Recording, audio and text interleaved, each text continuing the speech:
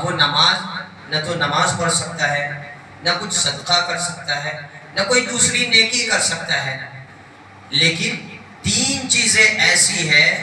جس کی وجہ سے مرنے کے بعد بھی اس کا فائدہ اس کو قبر میں حشر میں ملتا ہی رہتا ہے۔ حضور فرماتے ہیں اذا مات الانسان انقطع عمله الا من ثلاث۔ وہ 3 چیزیں کیا ہے؟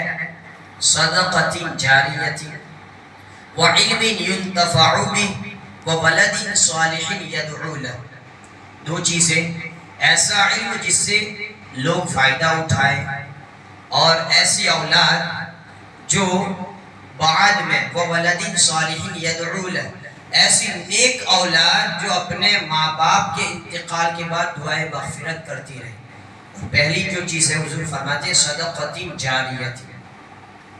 یعنی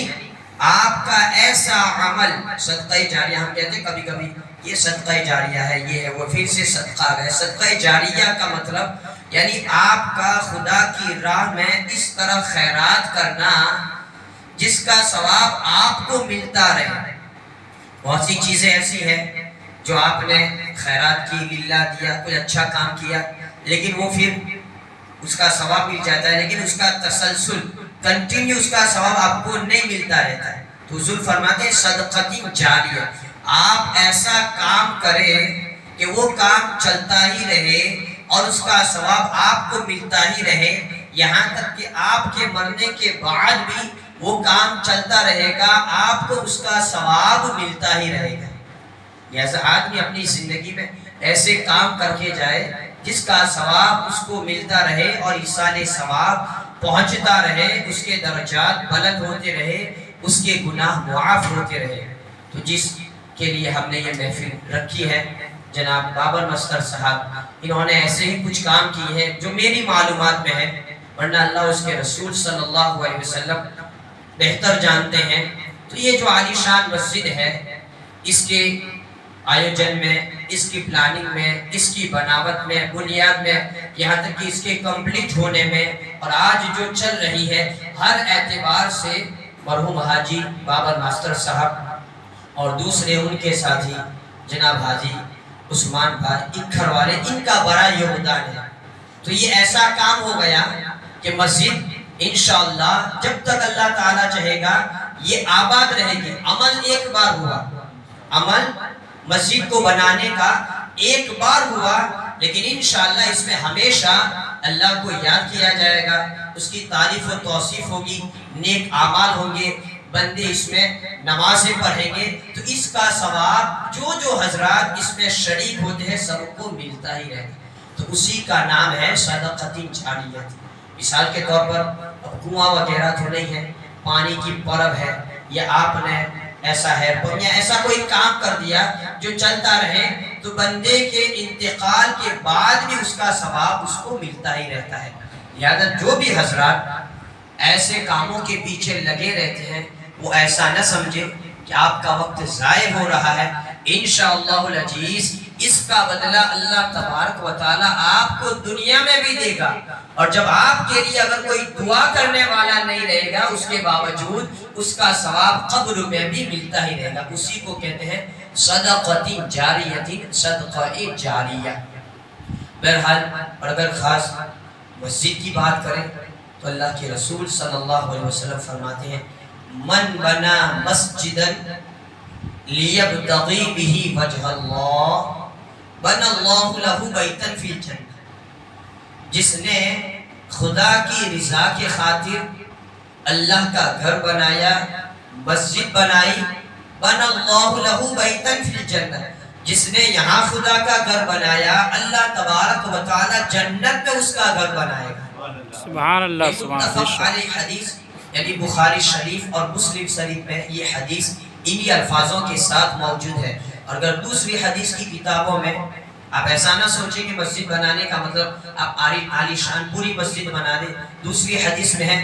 صغیرا کانا کبیرا، چاہے وہ مسجد چھوٹی ہو چاہے بڑی ہو۔ ایک حدیث میں تو ہے کہ اگرچہ چیڑیا جو پرندہ ہوتا ہے اس کا گھونسلہ کتنا چھوٹا ہے، اگر اس کے برابر بھی، تو خلاصے کلام یہ ہے کہ اگر کسی نے مسجد کی بناوٹ میں مسجد کے بننے میں اگر ایک اینٹ جیسا بھی خرچہ کیا ہے، صدقہ کیا ہے، بن اللہ لہ بیتا فی الجنہ، اللہ تعالیٰ اس کے عوض میں بھی جنت میں اس کا گھر بنا دے گا۔ سبحان اللہ، یہ سبحان مسجد اللہ۔ بنا، چونکہ جہاں پر خدا کو یاد کیا جائے، خدا کا ذکر ہوتا رہے، تو الحمدللہ آپ حضرات بھی لگے ہیں، جڑے ہیں، اور خاص طور پر مرحوم حاجی بابر ماسٹر صاحب اور ان کے دوست اور حاجی عثمان بھائی گھر والے، اللہ تبارک و تعالی ان کو صحت و تندرستی عطا فرمائے، ان کی عمر کو اور طویل فرمائے، ساتھ ہی ساتھ ان کی اہلیہ کی طبیعت مرحومہ حجیاری فاطمہ بہن ناساز ہے، اللہ تبارک و تعالی حضور کے صدقے میں ان کو شفائے کاملہ عاجلہ عطا فرمائے۔ ساتھ ہی ساتھ انہوں نے سودان میں بھی مسجد بنائی، ان کا پلان تھا احمد نگر میں بھی مسجد بنانے کا، تو اللہ تبارک و تعالی بندوں کی نیتوں پر بھی ثواب عطا فرماتا ہے۔ یہ محفل طویل نہیں ہے اس لیے، ورنہ اور کسی موقع پر اس سارے ثواب کے لیے ہم تفصیل سے گفتگو کریں گے، کیونکہ جیسے ہی بندے کی پیشی خدا کی بارگاہ میں ہوگی تو سب سے پہلے کیا پوچھا جائے گا؟ لا تزول قدم عبد یوم القیامہ، یعنی پاؤں بھی ابھی اس کو رکھنے کا موقع نہیں ملے گا، حتی یسأل، لیکن سب سے پہلے 5 چیزوں کے بارے میں اس کو پوچھا جائے گا۔ لا تزول قدم عبد یوم القیامہ حتی یسأل عن عمرہ فیما افنا، اللہ تعالیٰ نے تمہیں یہ زندگی عطا فرمائی، وہ زندگی تم نے کس میں گزاری، یہ سوال کیا جائے گا۔ وعن علمہ فیما فعل، اگر اللہ تعالیٰ نے تمہیں علم عطا فرمایا، اس علم کے مطابق تم نے کیا عمل کیا۔ وعن مالہ من این اکتسب وفیما انفق، اللہ تعالیٰ نے اگر تمہیں مال و دولت سے نوازا ہے تو پوچھا جائے گا وہ مال تم نے کہاں سے حاصل کیا، اور اس کے بعد پوچھا جائے گا وہ مال تم نے کہاں پر خرچ کیا، آنے کا راستہ بھی اور جانے کا راستہ بھی، اور پھر آخر میں وَعَنْ عُمْرِهِ